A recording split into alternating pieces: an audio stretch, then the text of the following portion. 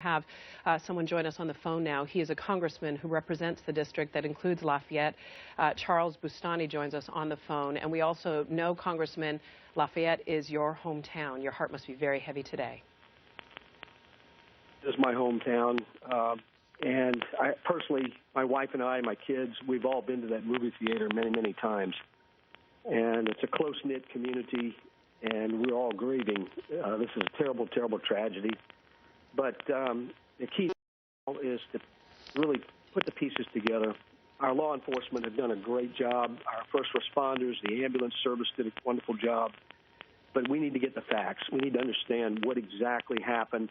Facts are starting to emerge about who this person was. He obviously was not from our community, came from out of state. We don't know much about his criminal record, his mental health history, how he got the gun, what were his motives. And so these are the kinds of things we need to learn. Law enforcement is working very quickly, and their response was immediate. They're saying that that may have saved many more lives, as were the actions of two teachers, we're told, who acted as heroes, one of them preventing the other woman from being potentially fatally shot. Instead, they were both injured, and they were able to sound an alarm to get other people out of the area. So those kind of stories that will help, obviously, people believe that there is still good in the world in light of something like this. Obviously, the quest for answers is so vital and so important. Tell us about your hometown. Tell us about the resilience of the people of Lafayette. It's going to take time for them to heal. Well, Lafayette has a reputation for being a city where people have a very positive outlook. It's a very open city, a very diverse city.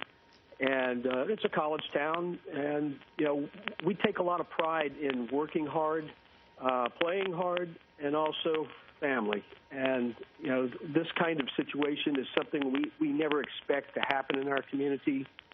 But the fact is it has, and we're going to learn. We're going to understand. I think people will be forthcoming and trying to be as helpful as possible.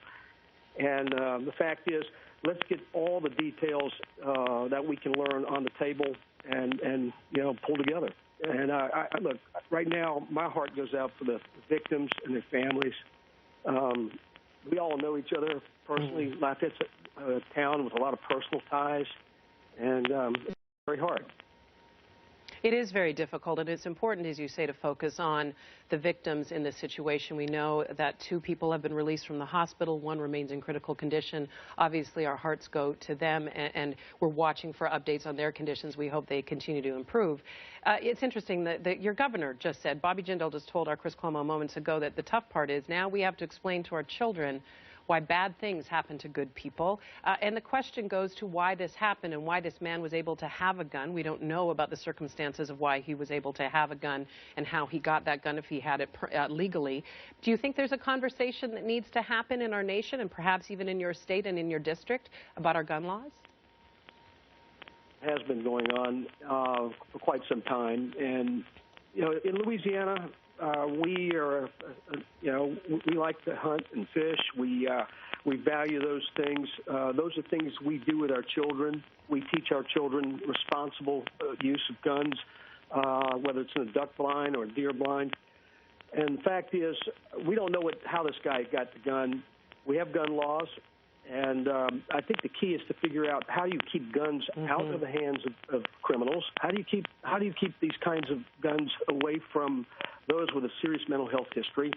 And you know, I think the governor's correct in that we will have to have those conversations with our children, but that's something that's been going on for a long time. Fathers and mothers have always had to hold those kinds of conversations with their children because there's bad stuff in the world. There is, but it seems as though that these kinds of stories of mass shootings, of people walking into a crowded area and opening fire, are happening all too frequently. And I do recognize that guns are very much a part of our culture, and I come from a place where guns are part of hunting and that way of life. So I fully understand that. But do you think that you're going to be part of this conversation about how we can keep those guns out of the wrong hands? Well, I already have been a part of that conversation. I do believe firmly in our Second Amendment rights, but at the same time, I do think much more needs to be done to strengthen our mental health system because there are still glaring deficiencies. I'm a physician. I understand this. And I think the fact is that's something I'm interested in. Yeah. And then we do have gun laws, and we need to make sure that those gun laws are being followed with regard to background checks, criminals, and so forth. We don't know the facts in this case, and the key is to get the facts here and see what we can learn from them. Absolutely.